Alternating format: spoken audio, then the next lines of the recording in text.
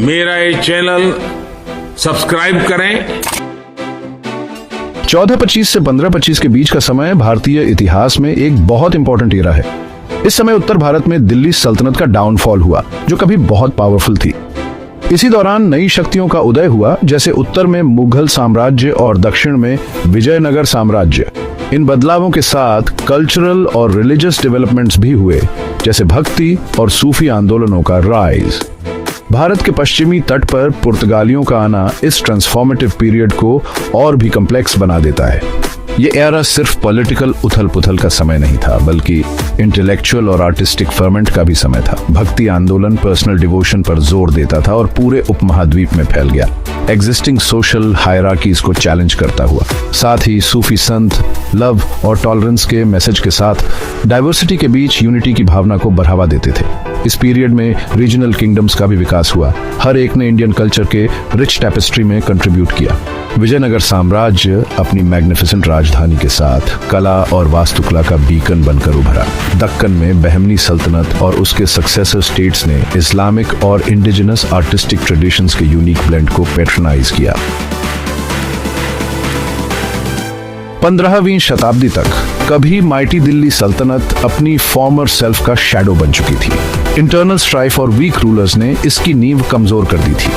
तो तुघलक डायनेस्टी, जिसने 14वीं शताब्दी के ज्यादातर समय तक राज किया था, अपनी ही एम्बिशंस के वेट तले क्रम्बल हो गई थी। उसके बाद आई सैयद डायनेस्टी डिक्लाइन को रोकने में इनकेपेबल साबित हुई। 1451 में बहलोल लोदी द्वारा स्थापित लोदी डायनेस्टी दिल्ली की सत्ता में आई।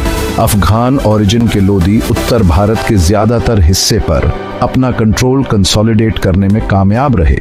हालांकि उन्हें रिबेलियस गवर्नर्स और एम्बिशियस नेबर्स से कांस्टेंट चैलेंजेस का सामना करना पड़ा। सबसे कैपेबल लोदी शासकों में से एक सिकंदर लोदी ने स्ट्रेटेजिक इंपॉर्टेंस को समझते हुए राजधानी दिल्ली से आगरा शिफ्ट कर दी। आखिरी लोदी सुल्तान इब्राहिम लोदी को एक ऐसा राज्य मिला जो इंटरनल डिवीजन से कमजोर हो चुका था। उसके ऑटोक्रेटिक स्टाइल ऑफ रूल ने उसके कई नोबल्स को उससे दूर कर दिया। जब मध्य एशिया के एक तैमूरी राजकुमार बाबर ने 1526 में भारत पर आक्रमण किया, तो इब्राहिम लोदी को बहुत कम सपोर्ट मिला। 1526 में लड़ी गई पानीपत की लड़ाई भारतीय इतिहास में एक टर्निंग पॉइंट साबित हुई। इब्राहिम लोदी हार गया और मारा गया, जिससे लोदी डायनेस्टी और दिल्ली सल्तनत का अंत हो गया। पानीपत में बाबर की जीत सिर्फ एक मिलिट्री ट्रायम्फ नहीं थी, ये भारतीय इतिहास में एक नए युग, मुगल युग की शुरुआत थी। तैमूर और चंगेज खान का डिसेंडेंट बाबर एक स्किल्ड मिलिट्री स्ट्रैटेजिस्ट और श्रूड पॉलिटिशियन था। उसने मुगल साम्राज्य की स्थापना की, जो आगे चलकर दुनिया के सबसे बड़े और सबसे पावरफुल एम्पायर्स में से एक बन गया। बाबर की ऑटोबायोग्राफी बाबरनामा उसके पर्सनालिटी और एम्बिशंस के बारे में वैल्यूएबल इनसाइट्स देती है। वह कल्चर और टेस्ट वाला आदमी था, एक पोएट और गार्डनर, साथ ही एक रूथलेस कॉन्करर भी। उसने भारत में गन पाउडर वॉरफेयर इंट्रोड्यूस करवाई, जिसने पानीपत में उसकी जीत में की रोल निभाया। हालांकि भारत में बाबर का रेन शॉर्ट लिव्ड था। 1530 में उसकी डेथ हो गई और एक नया एम्पायर छूट गया जो कई चैलेंजेस का सामना कर रहा था। उसका बेटा हुमायूं उसका सक्सेसर बना, लेकिन उसे अफगान चीफ से रिबेलियंस और चैलेंजेस का सामना करना पड़ा। बाबर के ग्रैंडसन अकबर के रेन में ही मुगल साम्राज्य ने अपनी पावर ट्रूली कंसोलिडेट की और मुगल शासन का गोल्डन एज शुरू किया। जब उत्तर में दिल्ली सल्तनत क्रम्बलिंग हो रही थी, दक्षिण में एक नई पावर राइज हो रही थी, विजयनगर साम्राज्य। 1336 में हरिहर प्रथम और बुक्का राय प्रथम द्वारा स्थापित विजयनगर साम्राज्य जल्दी ही प्रोमिनेंस में आ गया। यह दक्कन सल्तनतों की एक्सपेंशनिस्ट एम्बिशंस के खिलाफ एक बुलवर्क बन गया। विजयनगर साम्राज्य 1509 से 1529 तक कृष्णदेव राय के रेन में अपने जीनिथ पर पहुंच गया।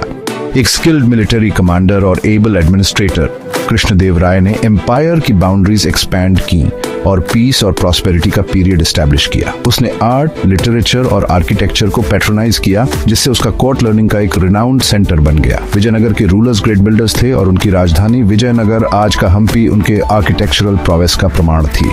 मैग्निफिसेंट टेम्पल्स, पैलेसेस और वाटर टैंक्स वाला ये सिटी दूर दूर से ट्रैवलर्स और मर्चेंट्स को अट्रैक्ट करता था। फ्लरिशिंग इकोनॉमी और वाइब्रेंट कल्चर वाला विजयनगर साम्राज्य इस पीरियड के दौरान दक्षिण भारतीय पावर और सोफिस्टिकेशन का पिनकल रिप्रेजेंट करता था। सेक्शन 5 दक्कन सल्तनत, एक नया पावर डायनामिक। 1347 में स्थापित बहमनी सल्तनत 15वीं शताब्दी के ज्यादातर समय तक दक्कन के प्लेटो पर डोमिनेट रही। हालांकि 15वीं शताब्दी के अंत तक बहमनी सल्तनत बिखरने लगी, जिससे 5 इंडिपेंडेंट दक्कन सल्तनतों का उदय हुआ: बीजापुर, गोलकोंडा, अहमदनगर, बरार और बीदर। ये दक्कन सल्तनतें हालांकि अक्सर आपस में लड़ती रहती थीं, विजयनगर साम्राज्य के लिए एक फॉर्मिडेबल चैलेंज थी। वे अपने सोफिस्टिकेटेड एडमिनिस्ट्रेशन, आर्ट और कल्चर के पैट्रनेज और मिलिट्री प्रोवेस के लिए जानी जाती थी।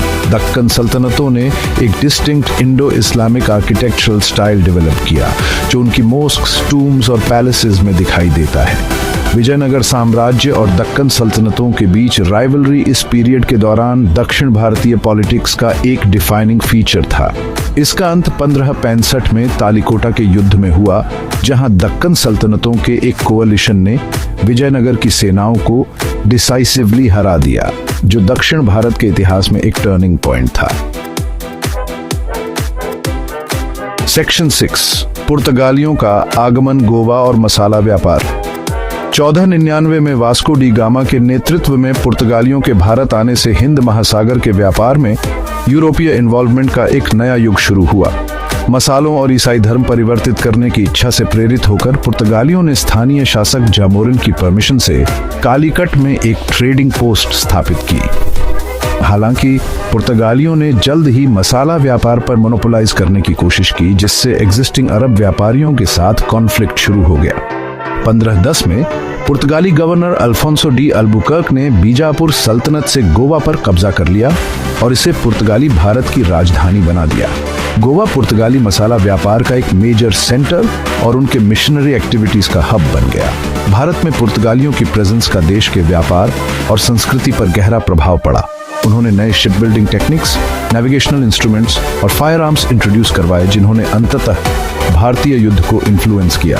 उनका आगमन भारत में यूरोपीय कॉलोनियलिज्म की शुरुआत का भी प्रतीक था, जिसके आने वाली सदियों में दूरगामी परिणाम हुए। सेक्शन 7 आस्था का पुनरुत्थान, भक्ति और सूफी आंदोलन। 15वीं और 16वीं शताब्दियों में पूरे भारत में रिलीजियस फर्वर का एक रिमार्केबल रिसर्जेंस देखा गया, जो भक्ति और सूफी आंदोलनों में प्रकट हुआ। प्राचीन हिंदू परंपराओं में निहित भक्ति आंदोलन ने भगवान के प्रति व्यक्तिगत भक्ति पर जोर दिया। इसने जाति और रीति रिवाजों की रिजिडिटीज को पार कर लिया और सभी वॉक्स ऑफ लाइफ के लोगों को अपील किया। कबीर, नानक, रविदास और मीराबाई जैसे भक्ति संतों ने प्रेम, समानता और एकता का मैसेज प्रीच किया। उन्होंने स्क्रिप्चर्स और पुजारियों के अथॉरिटी को रिजेक्ट किया और डिवाइन के डायरेक्ट एक्सपीरियंस के इंपॉर्टेंस पर जोर दिया। उनके डिवोशनल सॉन्ग्स, जिन्हें भजन और कीर्तन कहा जाता है, बेहद पॉपुलर हो गए और उनका मैसेज दूर दूर तक फैल गया। इस्लाम की एक मिस्टिकल ब्रांच सूफी आंदोलन ने भी इस पीरियड के दौरान मोमेंटम हासिल किया। सूफी संतों ने अपने भक्ति काउंटरपार्ट्स की तरह भगवान के प्रति प्रेम और भक्ति के इंपॉर्टेंस पर जोर दिया। उन्होंने खानकाह या स्पिरिचुअल सेंटर स्थापित किए, जहां विभिन्न धर्मों के लोग इकट्ठा हो सकते थे और स्पिरिचुअल गाइडेंस ले सकते थे। सेक्शन 8 वास्तुकला के चमत्कार और सांस्कृतिक पुनर्जागरण। 1425 से 1525 के बीच के पीरियड में पूरे भारत में कला, वास्तुकला और साहित्य का विकास हुआ। हिंदू और मुस्लिम दोनों शासकों के पैट्रनेज ने मैग्निफिसेंट मॉन्यूमेंट्स का निर्माण करवाया, जो उस एज की आर्किटेक्चरल ब्रिलियंस को शोकेस करते थे।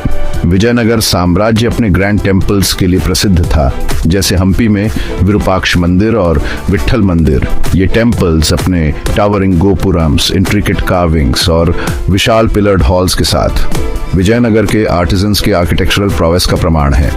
उत्तर में लोधी शासक हालांकि अपनी ऑस्टेरिटी के लिए जाने जाते थे, उन्होंने भी दिल्ली के आर्किटेक्चरल लैंडस्केप में कंट्रीब्यूट किया। लोधी गार्डन अपने टूम्स, मॉस्क्स और गार्डन्स के साथ लोधी स्टाइल ऑफ आर्किटेक्चर का उदाहरण है, जो अपनी सिंप्लिसिटी और एलिगेंस के लिए जाना जाता है। इस पीरियड में नए लिटरेरी जॉनर्स का उदय भी हुआ, खासकर रीजनल लैंग्वेजेस में। भक्ति आंदोलन ने डिवोशनल पोएट्री की एक रिच ट्रेडिशन को जन्म दिया, जबकि विभिन्न राज्यों के कोर्ट्स ने स्कॉलर्स और पोएट्स को पैट्रोनाइज किया, जिन्होंने कई सब्जेक्ट्स पर काम किया। सेक्शन 9 निष्कर्ष, बदलाव और निरंतरता की विरासत। 1425 से 1525 तक का पीरियड भारत में प्रोफाउंड ट्रांसफॉर्मेशन का समय था, जो ओल्ड पावर्स के डिक्लाइन और न्यू पावर्स के राइज से चिह्नित था। इंटरनल स्ट्राइफ और एक्सटर्नल प्रेशर से कमजोर हुई दिल्ली सल्तनत ने मुगल साम्राज्य को रास्ता दिया, जिससे भारतीय इतिहास में एक नए युग की शुरुआत हुई। विजयनगर साम्राज्य अपने स्प्लेंडर और मिलिट्री माइट के साथ दक्षिण भारत के ज्यादातर हिस्से पर राज करता था, जबकि दक्कन सल्तनत रीजन के पॉलिटिकल लैंडस्केप में सिग्निफिकेंट प्लेयर्स के रूप में उभरी। मसालों की तलाश में आए पुर्तगालियों ने भारत के मैरीटाइम ट्रेड में एक नया डायमेंशन ऐड किया और उपमहाद्वीप में यूरोपीय कॉलोनियलिज्म की शुरुआत की। इन पॉलिटिकल और इकोनॉमिक शिफ्ट्स के बीच भक्ति और सूफी आंदोलन पूरे देश में फैल गए, रिलीजियस डिवाइड्स को ब्रिज किया और यूनिटी और डिवोशन की भावना को बढ़ावा दिया। इन आंदोलनों ने भारतीय समाज पर एक इंडेलिबल मार्क छोड़ा और आने वाली सदियों तक उसके रिलीजियस और कल्चरल लैंडस्केप को शेप किया। इस एरा के आर्किटेक्चरल मार्वल्स, आर्ट और लिटरेचर का फ्लरिशिंग और रिलीजियस फर्मेंट ने एक रिच लेगेसी छोड़ी। ये चेंज और कॉन्टिन्यूटी दोनों का पीरियड था, जहां पुराने के रूइंस के बीच एक नए भारत के सीड्स बोए गए थे।